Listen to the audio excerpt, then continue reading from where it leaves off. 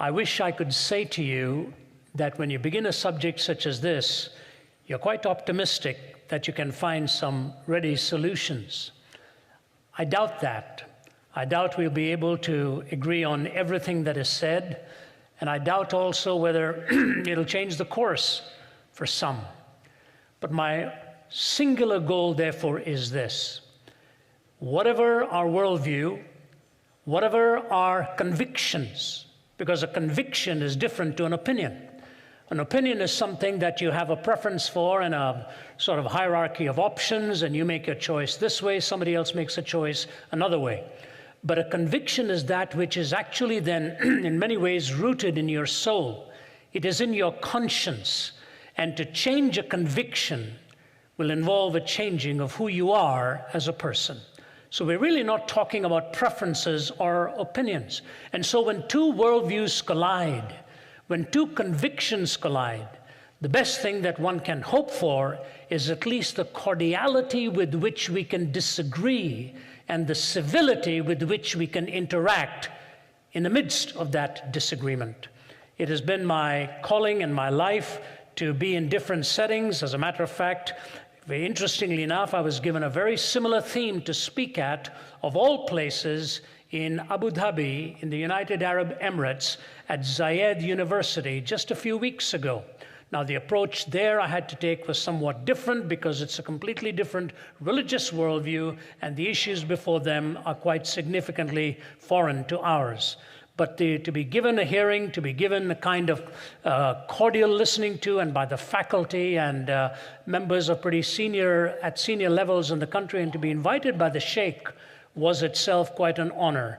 And we walked away as friends with the hopes of coming back and discussing issues. So it'll be a heavy subject on hand. Before I get into the weightiness of it, I'd like to read for you a little bit of a light-hearted story. It's called A Touching Story. As a bagpiper, I play many gigs. Recently, I was asked by a funeral director to play at a graveside service for a homeless man. He had no family or friends, so the service was to be at a pauper cemetery in the Kentucky backcountry. As I was not familiar with the backwoods, I got lost. I finally arrived an hour late and saw the funeral guy had evidently gone, and the hearse was nowhere in sight. There were only the diggers and crew left, and they were eating their lunch. I felt bad and apologized to the men for being late. I went to the side of the grave and looked down, and the vault lid was already in place. I didn't know what else to do, so I started to play. The workers put down their lunches and began to gather round. I played out my heart and soul for this man with no family and friends. I played like I'd never played before for this homeless man.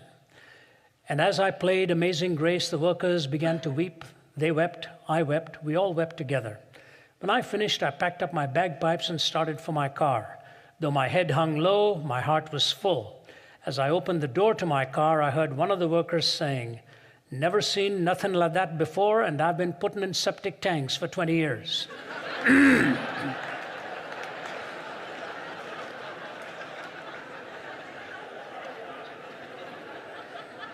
Never seen nothing like that before, and I've been putting in septic tanks for 20 years. What a way to end that with Amazing Grace.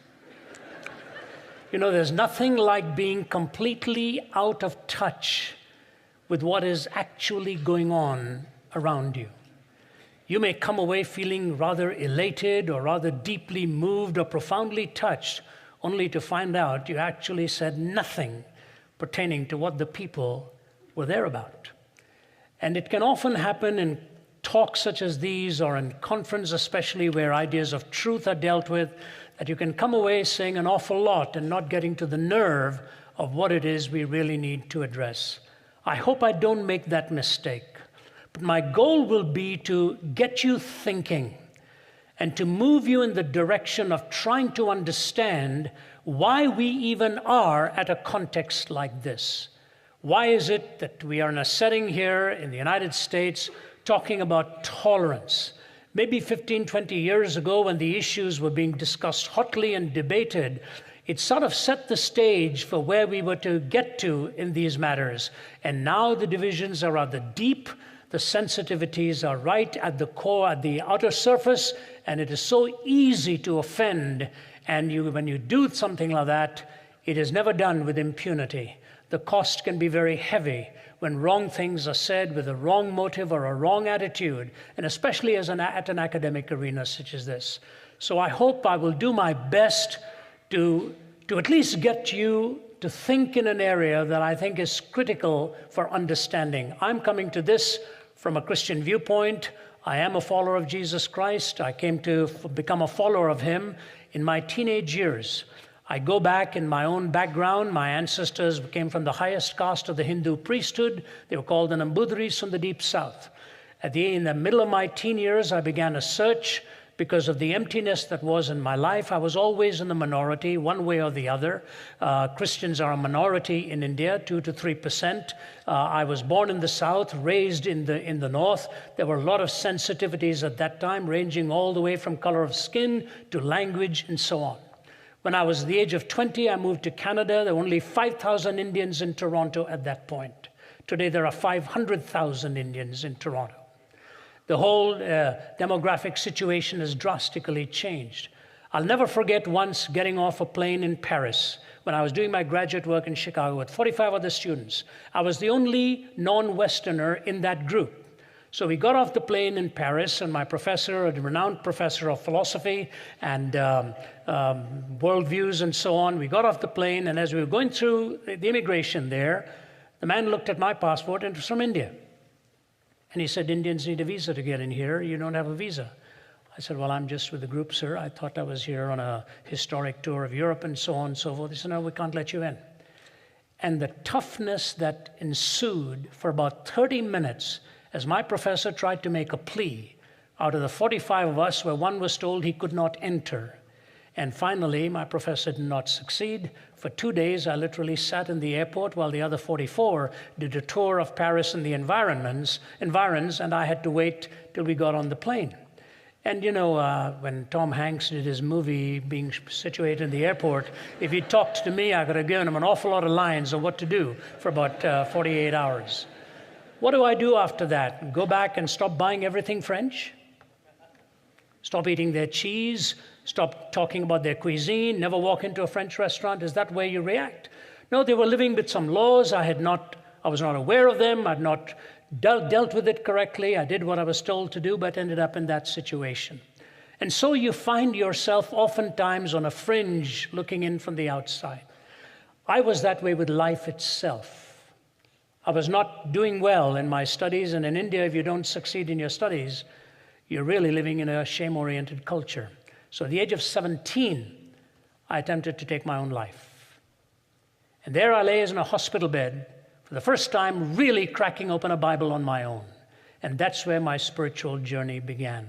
So as I talk to you tonight, I'm not talking sort of off the cuff. I'm not talking disconnected from the reality of a life that pursues meaning or from coming from a minority background, a minority world. I'm coming to you, hopefully, interacting in a way that we can make sense out of our diversities and our differences and learn to live even with our disagreements. I want to trace for you what I see as the progenitors, the ideas that brought us to this point. And so what I'll do is I'll take an extended period of my talk to set up these three moods that came about, I believe, in the 1960s that were forever going to change the West, especially the United States. And then in the last moment, I'm going to hang a small piece of thought on these three pegs and tell you what the bottom line is on the struggle. I'll lay the groundwork, set up the backdrop, take you to an applicational mode, and after we finish with that, I will have my colleague Michael Ramsden join me, and we will do our best to answer your questions. Many years ago, Daniel Yankelevich, writing in Atlantic Monthly, was talking about the changes in American culture, and he quoted the sociologist Daniel Bell in defining what culture means, and he said this: culture is an effort to provide a coherent set of answers to the existential situations that confront all human beings in the passage of their lives. Notice again, please. It is an effort to find a coherent set of answers to the existential questions that confront all human beings in the passage of their lives. But then he goes on to say this: a genuine cultural revolution is underway, when it makes a decisive break from the shared meanings of the past. When it makes a decisive break from the shared meanings of the past, particularly those which relate to the deepest questions of the purpose and nature of human life. When it makes a decisive break with the shared meanings of the past. Culture then, when it's looking to find a coherent set of answers to the existential questions that confront all of us in the passage of our lives, that coherence is sought. But it is assumed in that pursuit that we've got some shared meanings from the past. But a cultural revolution is underway when we make a decisive break from those shared meanings. And we made that break beginning in the 1960s. What were those breaks that were made? How did it all come about? The three moods that took effect. Number one was the mood called secularization. Secularization is the process by which religious ideas, institutions, and interpretations have lost their social significance. It is a process by which religious ideas, institutions, and interpretations have lost their social significance. And since I was relatively new to the West in the 60s, I remember the battles that were raging at that time. The Cultural Revolution underway. Although I was living in the city of Toronto, Canada then, I could just see all the upheavals that were taking place. The volatile issue of that time that was being discussed was really on the sanctity of life and whether the person had the right to abort a baby or not to abort a baby. But in the backdrop was this horrific thing of the Vietnam War. And the young people totally fed up with all that was going on, and the upheaval actually began. But religious ideas then were losing their social significance. How would you have witnessed that? If you'd had people on a platform discussing some social issue and you had a university president, you had a lawyer, you had a medical doctor, you had a homemaker, you had people, experts in counseling and psychology and physiology and all of that, and you put a minister in the midst of that panel, you could be sure that if it were a moral issue, the audience would have concluded that the minister was the most prejudiced of the group. That everyone else was rather objective in their worldviews and so on, that the minister came with rather an agenda and a prejudicial worldview. The problem that began then has lingered and it has gone on. And religious ideas, institutions, and interpretations in the West have been marginalized to a point, if not evicted, where they have lost their social significance. What happens when things like that take shape? I recall reading some poets and some philosophers and some journalists who were beginning to talk about the things that were underway. One of my favorite writers at that time was a man by the name of Malcolm Muggeridge, and I remember Muggeridge's very profound words when he said this: "It is difficult to resist the conclusion that 20th century man has decided to abolish himself. Tired of the struggle to be himself, he has created boredom out of his own affluence, impotence out of his own erotomania, and vulnerability out of his own strength. He himself blows the trumpet that brings the walls of his own cities crashing down, until at last, having educated himself into imbecility, having drugged and polluted himself into stupefaction, he keels over a weary, battered old brontosaurus and becomes extinct." This was Muggeridge, one time editor of Punch magazine, talking about how we had created boredom out of our own affluence, impotence out of erotomania, vulnerability out of strength, how we were blowing the trumpets to pull down our own cities, and how we were educating ourselves literally into imbecility, where we were pontificating on ideas not aware of the terrain into which we were literally headed.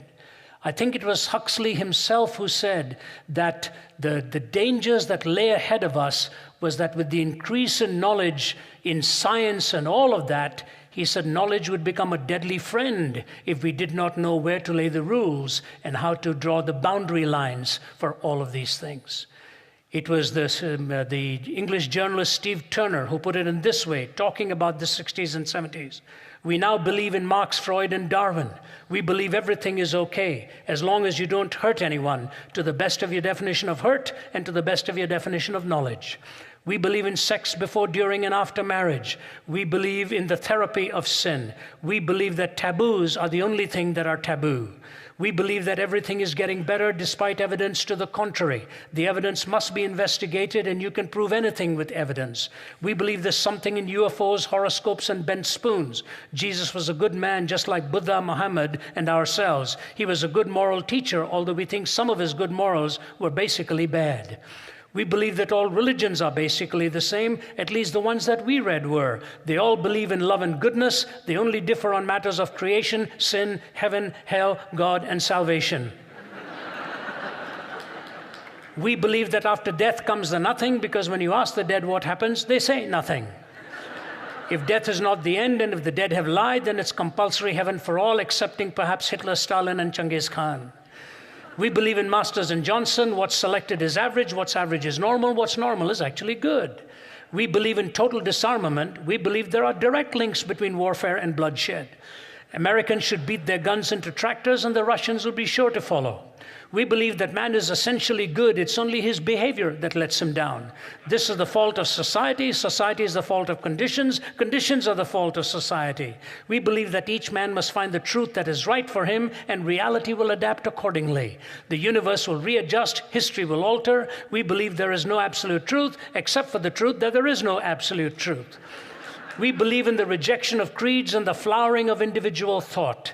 And then he puts this as a postscript. If chance be the father of all flesh, disaster is his rainbow in the sky. And when you hear state of emergency, sniper kills 10, youths go looting, bomb blast school, it is but the sound of man worshiping his maker. If chance is the father of all flesh, disaster is his rainbow in the sky. And when you hear state of emergency, sniper kills 10, youths go looting, bomb blast school, it is but the sound of man worshiping his maker.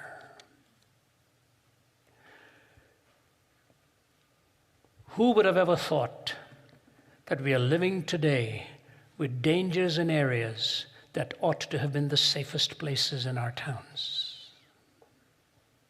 I remember being invited to Virginia Tech after that tragedy, to Colorado after the tragedy there and the shooting. And the day after the shooting in Newtown, we got a call wanting to know, could we come there and help people's lives, try to be put back together. If chance be the father of all flesh, that's the kind of worship you end up seeing expressed in such settings. What's the problem here? The problem, as I see, is not with secularization per se, because ultimately we really don't want a theocracy. We don't want a religious authority ruling the country.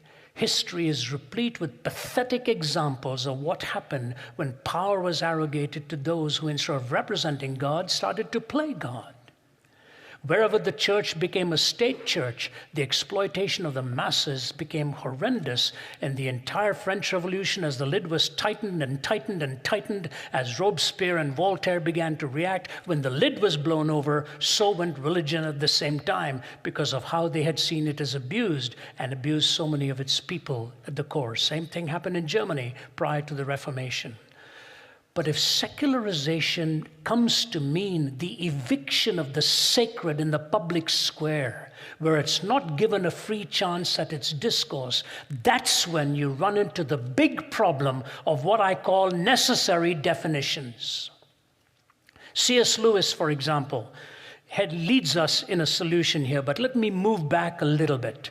In the 1980s, in the city of Atlanta, Georgia, where I make my home, there was a tremendous trial going on for one of the world's leading pornographers. His name was Larry Flynt. They said his stuff was so perverse that it actually made Playboy magazine stuff look tame. But Larry Flynt had a brilliant lawyer who had one goal in mind. He had a goal of erasing distinctions in the way he questioned the witnesses. So first of all, it took them over 5 days to find the first member of the jury, because in order to be a member of the jury, Flynt's lawyer did not want you to belong to a church. If you belonged to a church, you could not qualify to be a fair juror in terms of making any judgment on pornography. They finally got that jury together. And when the witnesses were being questioned by Mr. Flint's lawyer, he would ask them something like this: have you ever been into an art gallery? Yes, sir. Have you ever been into an art gallery where you had to pay to get into that? Yes, sir.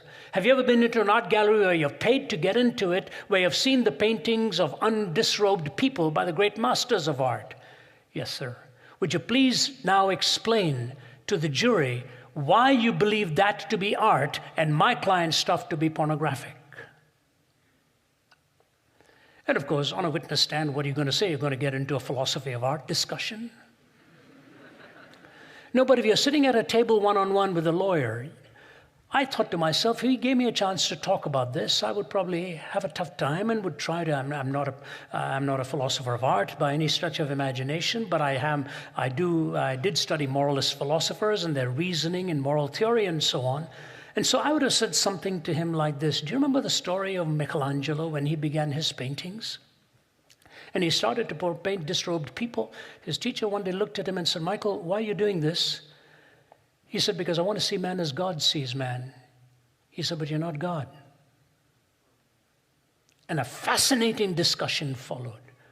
Point one, worthy of discussion. But point number two, C.S. Lewis's challenge here is so immense. It is something like this.